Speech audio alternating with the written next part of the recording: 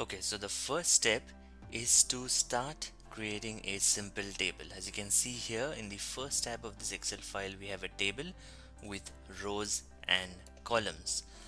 What we'll do is we'll write up some HTML to create this very simple table.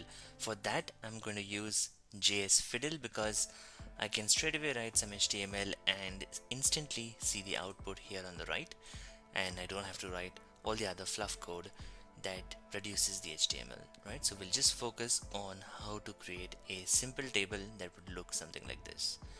So to start off with, all the HTML tables need to go in a table tag, right? So you have table and you close it with a forward slash table.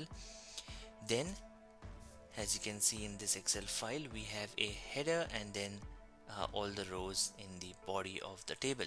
So we'll wrap the header with something called as a t head tag, and then we'll wrap the body with something called a t body tag. Now the t head and t body tag are completely optional, but it helps with a couple of things. One, it helps with formatting, so you can, because it groups the headers into one tag here, and then it groups the body into another tag, another set of tag here. What it does is it allows you to able to easily format the headers and the body without affecting the other one, right? So that it helps with the formatting, but it also helps with the browsers being able to print the headers, and in a future class we'll look at the footer as well. So what it does is specifying a t head and t body, and then a footer allows the browser to be able to print the header and the footer of that table onto every page. So if you print a table that is many pages long, it allows the browser to print the header and the footer on every page. So it helps with all of those things. So let's stick to the standards and include a t head. Now what you want to do is you want to create a new table row, which you do with a tr tag, and in that we'll create our first cell of the table, and we do that with something called as a th tag, which stands for table header, right? And this will call this bus stop, and I'll just duplicate that because there's a few of those. So that's 1, 2, 3, and 4. So we have our first row, that's the header row coming in. I'll just rename this to route, and then it should look exactly how we want it to look. Just click on run, and here we have the header. Now it's time for the body of the table.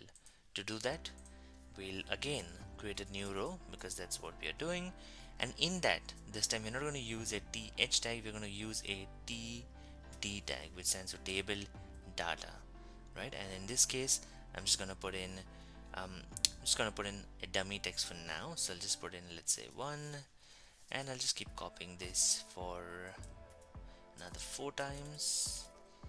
And because there were 3 rows in our table, I'll just quickly copy this and show you the structure of the table. So I'll click on run, and as you can see, we have a table over here, right? Of course the contents are not exactly the same, but what I'll do is, you don't want to spend a few minutes of your time see me type in the content. So what I'll do is I can pause the video and type in the contents, but the content is not important.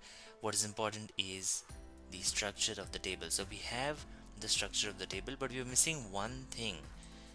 Two things. One is we don't have the borders, right? Our table does not have borders, it's completely borderless.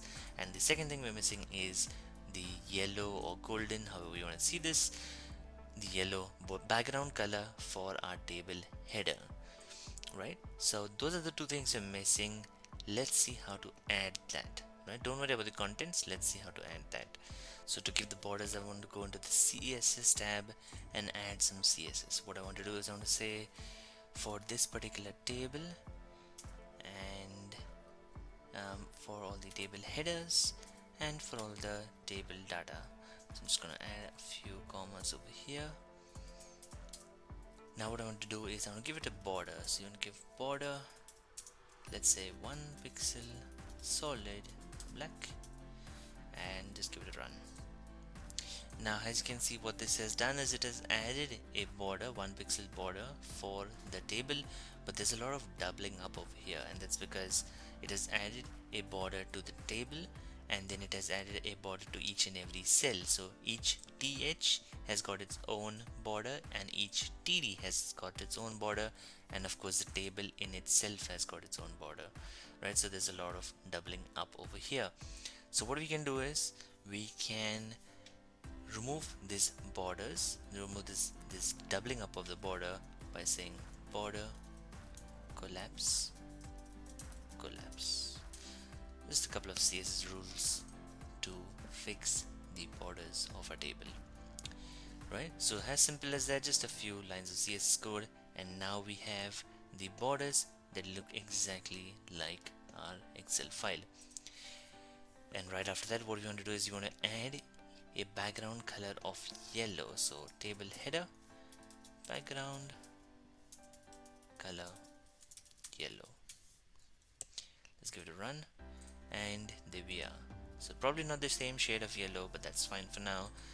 As you can see, we have a table that is created exactly the same as our Excel file, and that's the code that we used to create the table. And then a couple of CSS properties here, some CSS code to be able to style a table, so that we add a border and we add a background color of yellow to the table header. And before we jump into the next class, what I'm going to do is I'm going to go to each and every one of these cells and update the text so that it matches our example. And of course you don't want to see me update the text, so I'll just give it a pause and do that right away.